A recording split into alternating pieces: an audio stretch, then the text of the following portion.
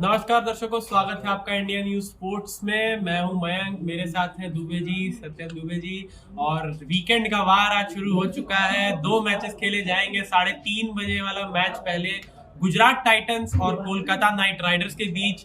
आपको बता दें कि कोलकाता नाइट राइडर्स अपना आखिरी मुकाबला रॉयल चैलेंजर्स बैंगलोर से जीत कर आ रही है, तो वही गुजरात टाइटंस भी अपना आखिरी मुकाबला जीत कर आ रही है मुंबई इंडियंस से। तो क्या कहना चाहेंगे दुबे जी? दोनों ही टीमों का मनोबल काफी ऊंचा होगा अभी तो। देखिए, जिस तरीके से दोनों टीमों का मनोबल ऊंचा ही होगा, निश्चित तौर पर केकेआर के पक्ष में मुकाबला ज्यादा लग रहा है, क्योंकि वो अपने घर ईडन गार्डन्स मैदान पर खेलने वाली है मुकाबला। और केकेआर के लिहाज से इस मुकाबले को जीतना बहुत ज्यादा जरूरी है, क्योंकि केकेआर की स्थिति ज्यादा नीचे है। केकेआर 7वें पायदान पर है और गुजरात टाइटंस दूसरे पर है। अगर गुजरात ये मुकाबला जीत जाती है तो निश्चित तौर पर टेबल टॉप पर जाएगी। इस सीजन में पहली बार, शायद इससे पहले भी टेबल टॉप पे रही गुजरात या जी पहली बार? बिल्कुल, अच्छा, हाँ। शुरुआती स्टेज में फिर रही वहीं है। वहीं चली जाएगी जहां से उसको नीचे धकेला गया था। तो ये भी एक बात है। और दूसरी बात यह है कि जिस तरीके से मुकाबला खेला जाने वाला है, मैं पॉइंट्स टेबल पर नजर डालूं तब तक गुजरात टाइटंस दूसरे पायदान पर है।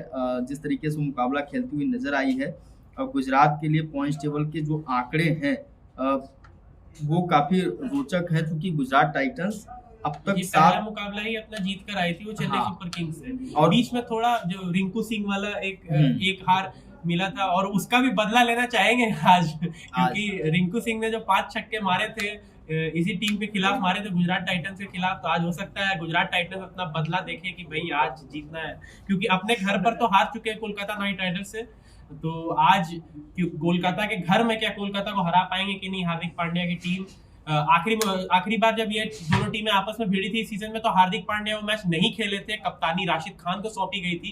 तो इस बार हार्दिक पांड्या शायद रहेंगे, आज खेलते हुए नजर आएंगे हमें, गुजरात टाइटंस के लिए कप्तानी करेंगे। तो ये देखना भी दिलचस्प होगा कि हार्दिक पांड्या और नीतीश राणा दोनों के बीच में, जो कप्तान और कप्तान के बीच में जो मुकाबला होगा वो कैसा होगा। जी हाँ दुबे जी, पॉइंट्स टेबल के बारे में आप कुछ कह रहे थे। हाँ, मैं पॉइंट्स टेबल के आधार पर आप लोगों को बताने और आप लोगों से जानने की भी कोशिश करता हूँ। गुजरात टाइटंस का सफर अब तक का रहा है, 7 मुकाबले खेली है, 5 जीती, यानी 10 अंक गुजरात टाइटंस के हो गए। पॉइंट्स टेबल पर दूसरे नंबर पर है। और केकेआर की मैं बात करूँ, 8 मुकाबले खेल चुकी है, जिसमें से 3 मुकाबलों में जीत मिली है, यानी 6 अंक के साथ वो 7वें पायदान पर है और उसको 5 मुकाबलों में हार का सामना करना पड़ा। जिस तरीके से मैग ने पिछले मुकाबले की बात की केकेआर गुजरात की, दोनों टीमों के बीच हेड टू हेड की मैं बात करूं तो एक मुकाबला खेला गया था इस मुकाबले से पहले, पिछले वाले मुकाबले से पहले, यानी पिछले सीजन में सिर्फ दोनों टीमों के बीच एक मुकाबला खेला गया था। लेकिन वो मुकाबला जीतने में सफल हुई थी केकेआर, और वहां से एडवांटेज केकेआर के लिए, वो मुकाबला जीतने में सफल हुई थी गुजरात, वहां से गुजरात के लिए एडवांटेज था हेड टू हेड में। लेकिन फिर जिस तरीके से केकेआर ने रिंकू सिंह ने लगातार 5 छक्के मार के वो अविश्वसनीय जीत दिलाई केकेआर को, वहां से दोनों टीमों के बीच अब 2 मुकाबले खेले जा चुके हैं आईपीएल इतिहास में, और 1-1 की बराबरी है। तो ये एक बड़ी बात है मयंक की।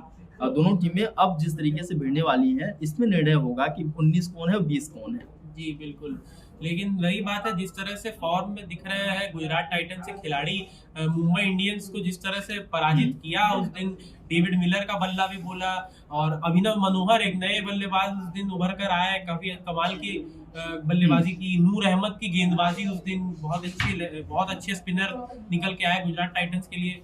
तो वही बात है कि जिस तरह से परफॉर्म किया गुजरात टाइटंस ने पिछले मैच में, खास करके मुंबई इंडियंस जैसी टीम के खिलाफ, जो ऑलरेडी उससे पहले के कुछ मैचेस जीत कर आ रही थी, लगातार 2 या 3 मैचेस मेरे हिसाब से जीत कर आ रही थी। फिर पंजाब से हार मिली उन्हें, फिर अब गुजरात के सामने आए, गुजरात से भी हार मिली। तो मुंबई इंडियंस पर बात नहीं करना चाहेंगे, लेकिन गुजरात टाइटंस जिस तरह के फॉर्म में चल रही है, बहुत अच्छे फॉर्म में चल रही है मेरे हिसाब से तो। और आज का मुकाबला मुझे लगता है, मेरे हिसाब से जो प्रेडिक्शन है, गुजरात टाइटंस आज ये मुकाबला जीत रही है। देखिए, गुजरात टाइटंस को आपने जीत दिला दी है, लेकिन हमको ये नहीं भूलना चाहिए केकेआर अपने घर में ईडन गार्डन्स में खेल रही है, तो वहां उसका थोड़ा सा एडवांटेज थोड़ा होगा। दबदबा है उनका। ये मुकाबला किसके पक्ष में जाएगा, तो आज थोड़ी देर में समझ में आ जाएगा। 3 साढ़े 3 बजे के बाद जब ये परिणाम आएगा, 7 सवा 7 के आसपास, 7 से पहले ही आ जाएगा मेरे हिसाब से, क्योंकि इतना लंबा मुकाबला जाना नहीं चाहिए। खैर, दोनों टीमों की संभावित प्लेइंग 11 पे हम लोग बातचीत करेंगे। अगर मैं केकेआर की बात करूं, चूंकि अपने घर में है तो उसकी बात पहले होगी। तो केकेआर के लिए Nitish Rana, Jason Roy, N Jagadeesan, Venkatesh Iyer, Rinku Singh, Andre Russell, Sunil Narine, Shardul Thakur, Umesh Yadav, Lockie Ferguson और वरुण चक्रवर्ती हो सकते हैं संभावित प्लेइंग 11 में। आपको क्या लगता है? जी, आंद्रे रसल तो जिस तरह बहुत ही खराब फॉर्म में चल रहे हैं, लेकिन पिछले मैच में, जैसे रॉयल चैलेंजर्स बैंगलोर के खिलाफ जो पिछला मैच हुआ था कोलकाता नाइट राइडर्स का, उसमें भले ही आंद्रे रसल का बल्ला खामोश रहा था, गेंदबाजी अच्छी की थी उन्होंने और क्षेत्र रक्षण भी। तो यही एक फायदा होता है एक ऑलराउंडर का, कि आप अगर बल्लेबाजी आपकी शांत चल रही है तो आप गेंदबाजी में कुछ कारनामा कर दीजिए, क्षेत्र रक्षण में कुछ कारनामा कर दीजिए। तो इसीलिए मैं इस मैच में तो आंद्रे रसल को प्लेइंग 11 से बाहर नहीं करना चाहूंगा। तो नहीं, मेरी भी प्लेइंग 11 में आंद्रे रसल है। वही और गुजरात टाइटंस की मैं प्लेइंग 11 की बात करूं जो हो सकती है संभावित, शुभमन गिल, रिद्धिमान शाह, हार्दिक पांड्या, विजय शंकर, अभिनव मनोहर, डेविड मिलर, राहुल तेवतिया, राशिद खान, मोहम्मद शमी, मोहित शर्मा, नूर अहमद। तो ये प्लेइंग 11 गुजरात टाइटंस की हो सकती है। क्या कोई बदलाव देख रहे हैं या यही प्लेइंग 11 के साथ? मुझे लगता नहीं है कि दोनों ही टीमों में ज्यादा बदलाव होंगे, क्योंकि दोनों ही टीमें अपना आखिरी मैच जीत कर आ रही है। विनिंग कॉम्बिनेशन के साथ कोई छेड़खानी करना नहीं चाहता है। क्रिकेट में कहावत भी है कि विनिंग टीम नेवर चेंज, कि हम जीतने वाली टीम को कभी बदलते नहीं है जी। तो ये एक तरह से एक ये भी माना जाता है, टोटका भी माना जाता है कि हाँ भाई, अगर इस टीम के साथ जीते हैं तो अगले मैच में भी यही टीम हमें जीत दिलाएगी। तो निश्चित तौर पर मुझे उम्मीद है कि हम लोगों ने हेड टू हेड की बात की, पॉइंट्स टेबल की बात की, और शाम को जब लाइव आएंगे हम लोग तो आप लोगों से बातचीत होगी। हाँ, दोपहर को जब हम आज दोपहर को लाइव आएंगे तो आप लोगों से बातचीत होगी कि प्लेइंग 11 क्या हो सकती है, टॉस जीतकर क्या करना बेहतर होगा। इसी के साथ उम्मीद करते हैं कि आप लोग भी कमेंट के माध्यम से अपनी बात अभी भी रखें और लाइव में हमारे साथ जुड़े तब भी अपनी बात रखिएगा। तब तक के लिए बहुत बहुत धन्यवाद। नमस्कार।